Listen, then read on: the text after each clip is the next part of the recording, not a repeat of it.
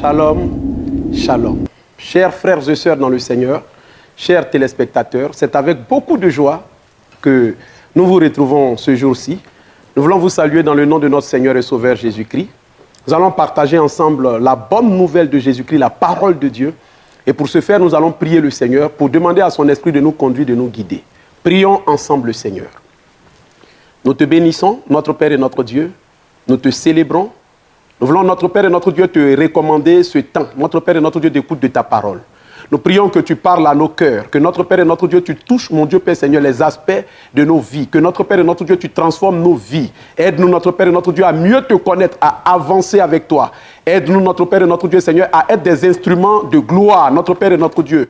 Nous voulons, Père éternel des armées, Seigneur, faire ta volonté. Pour ce faire, nous avons besoin de ton esprit. Bénis-nous à travers ta parole. Communique-nous ton esprit à travers ta parole. Merci pour tout ce que tu fais au nom de Jésus-Christ. Amen. Frères et sœurs dans le Seigneur, donc, notre communication de ce jour va nous conduire dans l'Ancien Testament, en 1 Samuel, le chapitre 23. 1 Samuel, chapitre 23, nous allons lire à partir du verset 1 jusqu'au verset 5. Je lis la parole du Seigneur avec respect. La Bible dit, on vint dire à David, les Philistins ont attaqué Keïla, ils pillent les aires de battage.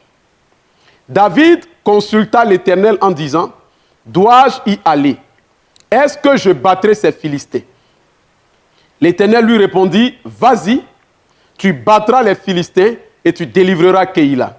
Au verset 3, mais les hommes de David lui dirent, nous vivons dans la peur ici même en Juda. Que se passera-t-il si nous allons à Keïla pour combattre les troupes des Philistins?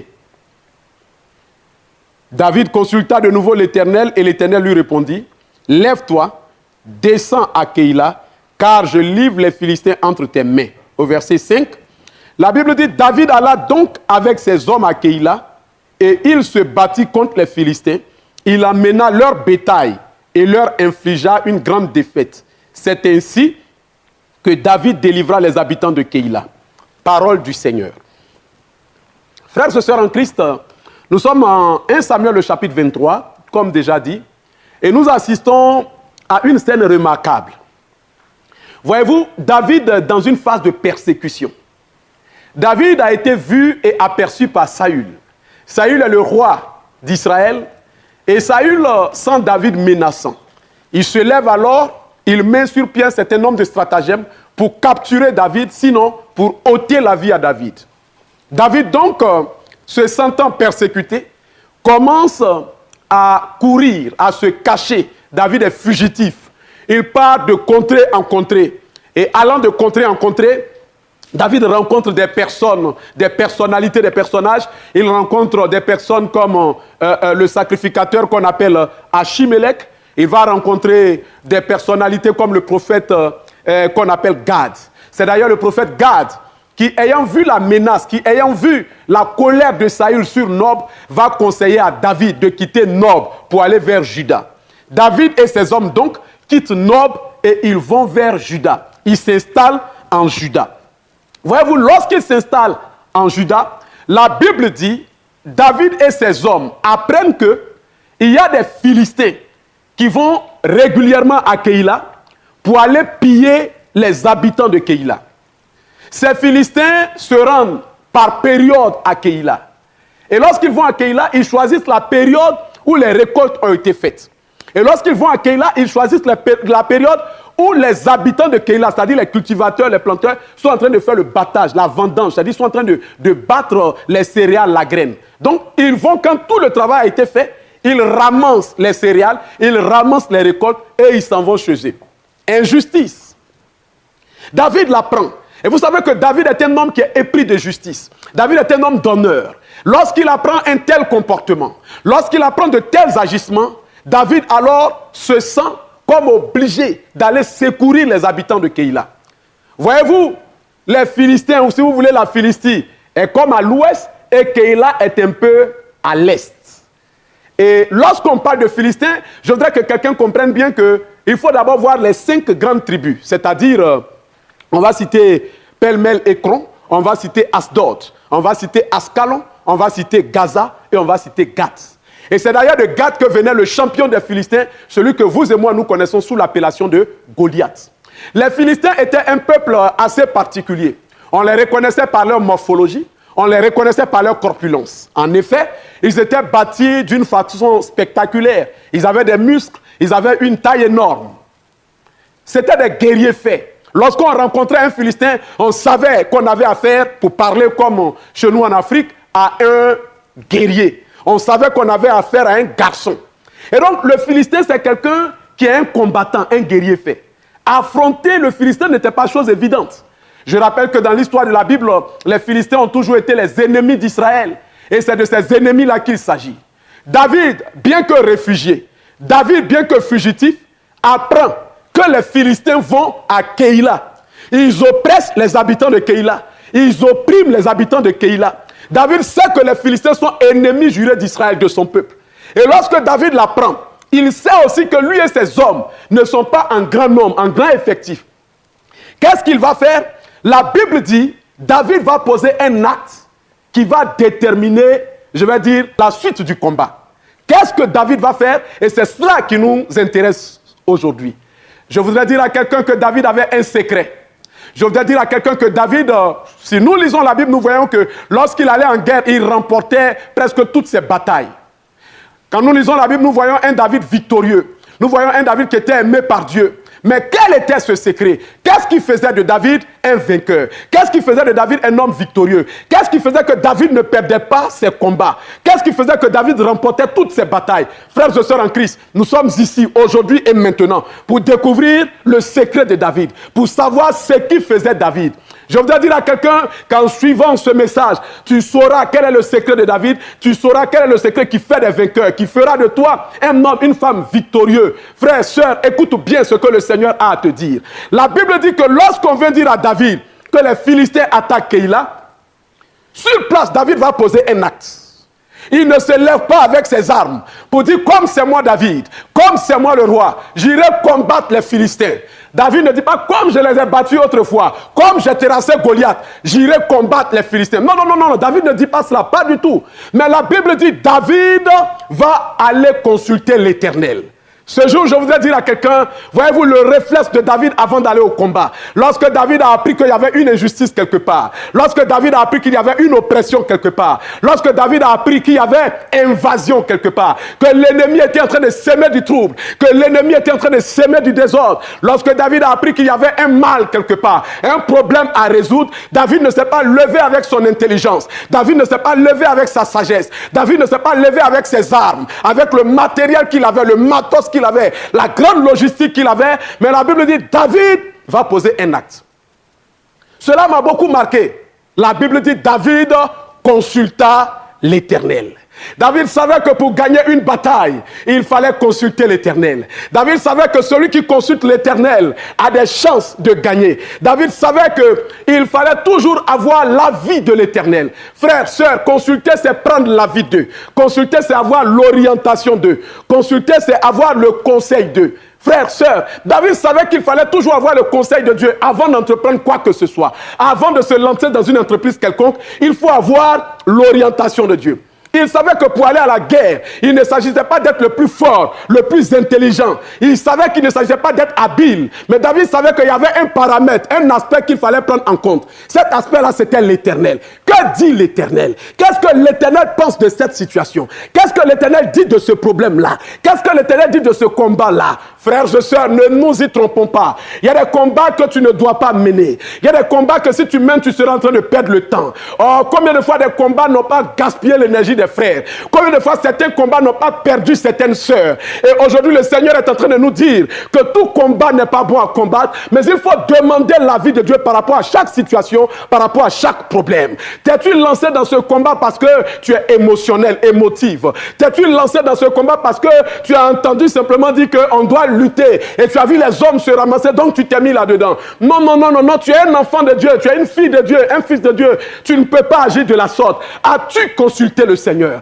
As-tu consulté l'Éternel? Est-ce que tu as parlé à ton Dieu avant de te lancer dans cette bataille? Est-ce que tu as parlé à ton Dieu avant d'aller dans ce combat? Est-ce que Dieu t'a dit qu'il est d'accord avec toi? Est-ce que le Seigneur t'a dit vas-y? La Bible dit lorsque David consulte l'Éternel, il lui demande dois-je y aller? Par moment, avant de nous lancer dans une situation, nous devons demander à Dieu, dois-je y aller? La Bible dit que la question de David est claire. Toi, mon frère, toi, ma soeur, est-ce que tu as pris le temps de demander à Dieu, dois-je y aller? Est-ce que véritablement tu as pris la vie de Dieu? J'aimerais dire à quelqu'un, le frère, la soeur qui me suit, j'aimerais vous dire, considérez-vous vous-même.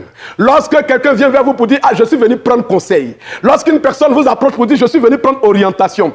Vous vous sentirez tellement honoré. Je voudrais dire à quelqu'un que Dieu est honoré lorsqu'on part le consulter. Je voudrais dire à quelqu'un que Dieu est dans la joie lorsqu'on part le consulter. Dieu aime ça. Il aime cela. Je voudrais dire à quelqu'un que donc, lorsqu'on le fait, il se sent si honoré qu'il accepte de nous accompagner. S'il voit que le tunnel n'a pas d'issue, il nous dit en même temps, parce que Dieu ne veut pas se mettre dans un combat qui est perdu d'avance. J'aimerais dire à quelqu'un que lorsqu'on consulte Dieu, Dieu est tellement honoré, Dieu est tellement heureux que le Seigneur lui-même nous accompagne. David ne s'est pas limité là. Lorsqu'il a consulté l'Éternel, que l'Éternel lui a dit, tu peux y aller, tu battras ces Philistins. La Bible dit que ceux qui étaient avec David, c'est-à-dire l'armée de David, ils ont pris peur. Ils ont dit, mais David, nous-mêmes on est réfugiés en Juda. Et puis, on n'est pas nombreux. Et tu nous demandes d'aller à Keïla pour aller défendre des habitants. Est-ce que nous allons y arriver? Frère, les hommes de David étaient pris de doute. Les hommes de David étaient dans une hésitation qui ne dit pas son nom. Regardez ce que David va faire encore. Pour être persuadé, pour être sûr, la Bible dit, David consulta de nouveau l'Éternel. Certaines versions des Saintes Écritures disent, David a consulté encore l'Éternel. C'est-à-dire qu'il n'a pas consulté Dieu une seule fois. J'aimerais dire à un frère, à une sœur, aujourd'hui, qu'il ne s'agit pas de consulter Dieu au début, et puis vers le milieu, on le laisse, et vers la fin, on ne consulte plus Dieu. Il y a des gens qui disent, qu'est-ce que Dieu a à faire dans ces détails de ma vie? Si, tu dois consulter l'Éternel. Tu ne dois pas cesser de le consulter. Et lorsque tu l'as consulté une fois, chemin faisant, il faut le consulter pour savoir est-ce que tu es toujours dans le bon chemin? Est-ce que tu es toujours dans le droit chemin? Tu dois consulter l'Éternel. Tu dois prendre l'avis de Dieu. Tu dois prendre les directives de Dieu. Tu dois prendre l'orientation de Dieu. Écoute, ne bouge pas tant que Dieu ne t'a pas dit de bouger. Plusieurs ont bougé avant que Dieu ne leur parle. Et ces personnes sont mortes précocement. Écoute, ne bouge pas tant que Dieu ne t'a pas dit de bouger. Écoute, attends que Dieu te dise quelque chose.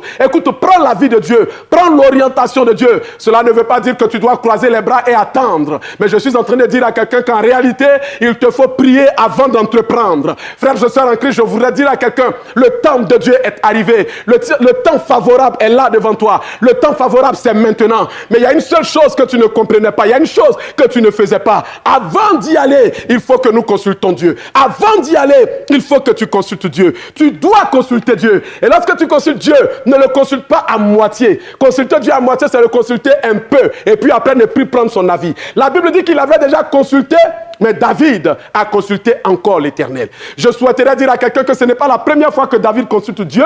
Si vous lisez les chapitres précédents, la Bible dit, avec Achimélec, il avait déjà consulté Dieu. David avait pour habitude de consulter Dieu. David avait pour habitude de consulter Dieu. Ce que j'aimerais savoir ce soir, c'est qui est en train de te tracasser. Le problème qui te ronge actuellement, une seule question me vient à l'esprit. As-tu consulté Dieu?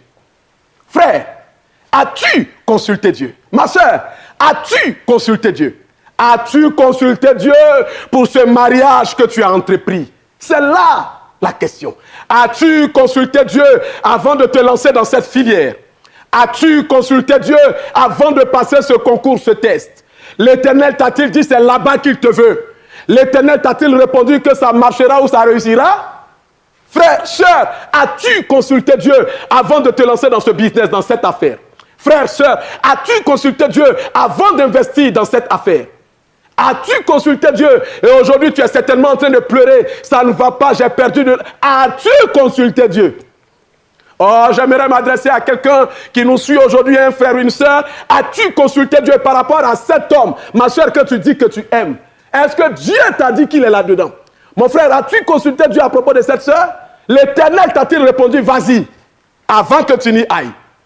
Ce jour, je voudrais parler à quelqu'un et lui demander, as-tu consulté Dieu à propos de ce commerce? Dieu t'a-t-il dit que c'est dans ce domaine qu'il te veut? L'Éternel t'a-t-il dit qu'il va te bénir dans la maroquinerie? L'Éternel t'a-t-il dit qu'il va te bénir dans les produits textiles? L'Éternel t'a-t-il dit qu'il va te bénir dans les produits de restauration? As-tu consulté Dieu avant de te lancer dans l'affaire? Écoutez, ne faites pas des choses parce que les autres les font. Une chose peut marcher pour quelqu'un et ne pas marcher pour l'autre. C'est pourquoi concernant ta vie, en ce qui concerne ta vie, tu dois consulter Dieu. Parce que ta vie n'est pas celle des autres. Ta vie n'est même pas comme celle des autres. Tu dois consulter Dieu. Ta destinée est unique. Et Dieu a déjà tracé un chemin. Tu dois consulter Dieu afin qu'il te parle, qu'il te révèle ce qui est bon pour toi. Tu dois consulter Dieu. Je ne sais pas à qui je suis en train de m'adresser, mais je sais que Dieu est en train de parler à quelqu'un. Tes associés d'affaires, tes associés d'entreprise, avant de créer cette entreprise, as-tu consulté Dieu pour lui dire, voici tel nom que je te présente, voici telle personne que je te présente, je vais les prendre pour associés. Et Dieu t'a dit, oui, tu peux les prendre pour associés. Aujourd'hui, tes associés te pourrissent la vie, mais tu es en train de comprendre, as-tu consulté Dieu? L'Éternel t'a dit que c'est ainsi que tu dois mener ta vie spirituelle? T'a-t-il dit que tu dois jeûner comme les autres? T'a-t-il dit que tu dois prier aux mêmes heures que les autres? As-tu consulté Dieu à propos de ta vie spirituelle? Homme de Dieu, servante de Dieu, homme frère, femme sœur, est-ce que tu as consulté Dieu avant de te lancer dans ce ministère? Dieu t'a-t-il dit qu'il t'appelle comme prophète? Dieu t'a-t-il dit que tu es évangéliste? Le Seigneur t'a-t-il dit de bâtir une église? Parce que tous ces facteurs comptent. Voyez-vous, nous échouons parce que nous ne consultons pas Dieu. Tu as échoué quelque part parce que tu n'as pas pris le temps de consulter Dieu. Tu as échoué quelque part parce que tu n'as pas demandé l'avis de Dieu. Tu as échoué parce que ce qui te semblait bon, agréable à la vue, tu t'es dit ça va marcher, tu t'es lancé, ça me plaît, donc je fais. Et tu as échoué. Tu as perdu de l'argent parce que tu n'as pas consulté Dieu. Et tu t'es lancé dans des choses qui n'étaient pas pour toi. Tu as perdu de l'énergie. Aujourd'hui, ta santé est dégradée. Après avoir passé des décennies en train de bâtir ta vie, tout est tombé à l'eau parce que tu n'as pas accepté d'écouter ton Dieu avant de foncer. Frère, sœur, as-tu consulté Dieu? Oh, David savait qu'il fallait consulter Dieu avant de tout entreprendre. David savait que ceux qui consultent gagnent toujours. Chaque fois qu'il devrait aller, il consultait. Si le chemin n'était pas bon, si la tournure de la bataille ne lui était pas favorable, David n'y allait pas.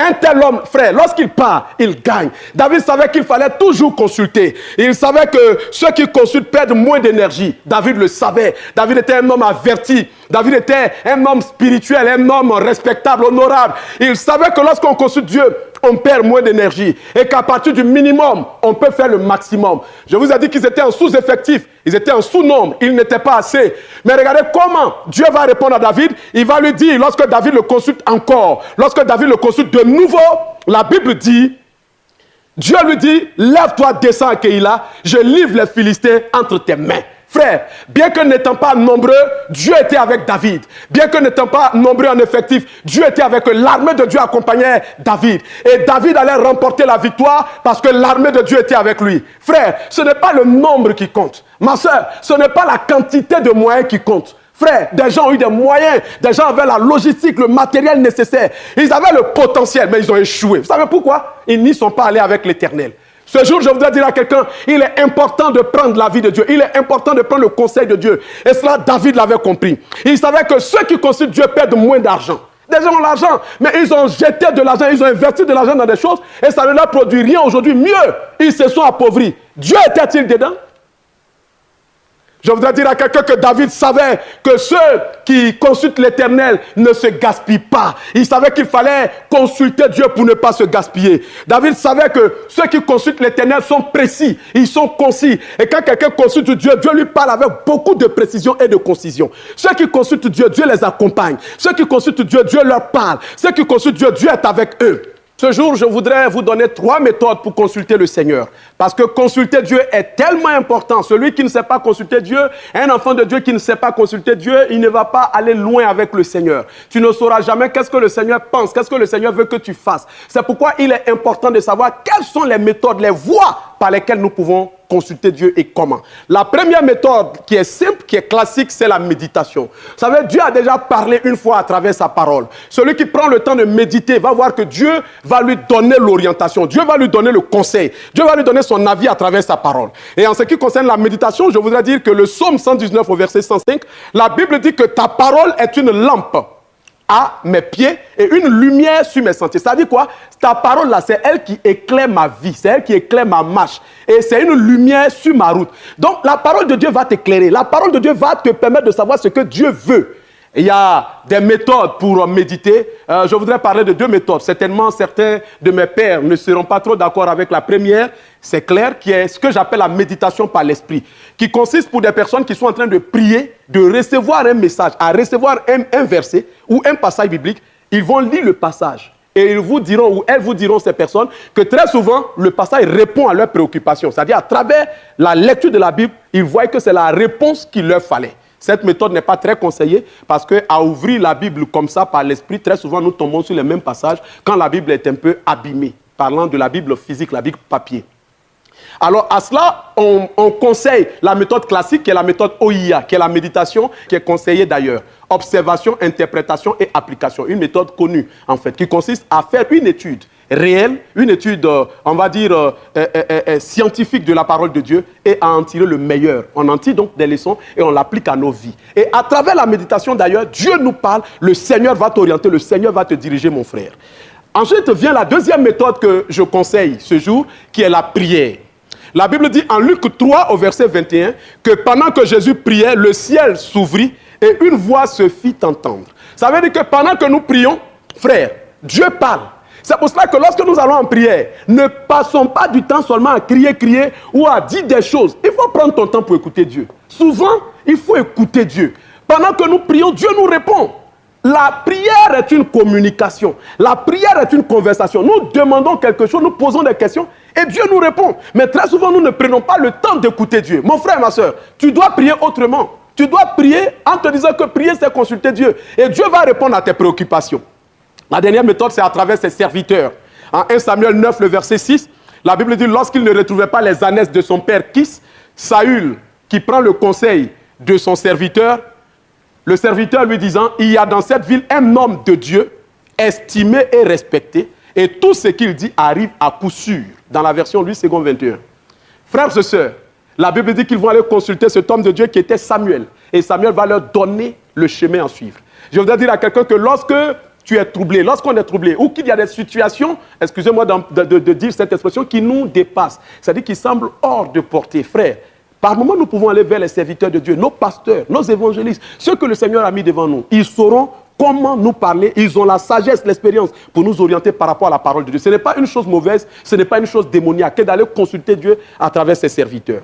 Là aussi, cela me permet de parler de 2 Chroniques 20, le verset 20, où Josaphat parlant dit, écoutez-moi Judéens, ayez confiance en l'Éternel et vous serez affermis, ayez confiance en ses prophètes et vous réussirez. Ayez confiance en ses prophètes, ça veut dire, ils vont vous dire des choses, les hommes de Dieu vont vous conduire. Et si vous suivez ce qu'ils vont vous dire, si vous suivez ce qu'ils vont vous conseiller, ben vous allez avoir du succès, vous allez avoir de la réussite. Il n'est pas mauvais d'aller consulter Dieu à travers un prophète, à travers un pasteur. Il n'est pas mauvais d'aller prendre l'avis de Dieu à travers un docteur, à travers un évangéliste. Cela est même biblique.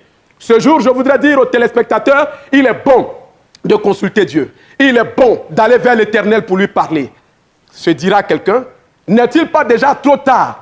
La réponse est non, il n'est pas tard. Mon frère, ma soeur, tu peux encore consulter Dieu. Car mieux vaut le consulter maintenant et sortir de la situation, si elle était épineuse, que de demeurer dans la situation et ne pas le consulter et aller jusqu'à la fin de sa vie avec cette situation épineuse. Tu peux consulter Dieu. Tu dois consulter Dieu. Et c'est maintenant que tu dois le faire. C'est aujourd'hui que tu dois consulter Dieu. Tu ne dois pas lâcher prise. Tu ne dois pas abandonner. Tu dois aller vers le Seigneur pour lui dire, je me suis lancé dans telle chose. Je n'ai pas pris ton avis. Mais après avoir entendu ton message, ta parole, je suis venu vers toi aujourd'hui pour voir, est-ce que tu veux que je continue? Est-ce que tu veux que je le fasse? Tu dois consulter Dieu par rapport à cette relation. Toi qui n'es pas encore allé au mariage, demande à Dieu, est-ce que tu es là-dedans? Toi qui veux commencer à entreprendre, tu n'as pas encore entrepris. Consulte Dieu auparavant, demande-lui ce domaine, cette affaire, est-ce que je peux l'entreprendre? Toi qui n'as pas encore consulté Dieu avant ce voyage, demande à Dieu, est-ce que je dois entreprendre ce voyage? Est-ce que ma destinée, c'est là-bas que je réussirai? Un territoire peut être favorable pour quelqu'un et pas pour l'autre. Pour nous contacter, pour faire vos dons, appelez au plus 225 05 05 55 53 92 ou encore au plus 225 07 47 69 68 9. Vous pouvez également vous abonner à notre chaîne YouTube Viva TV et nous suivre également sur les autres réseaux sociaux. Notre page Facebook Viva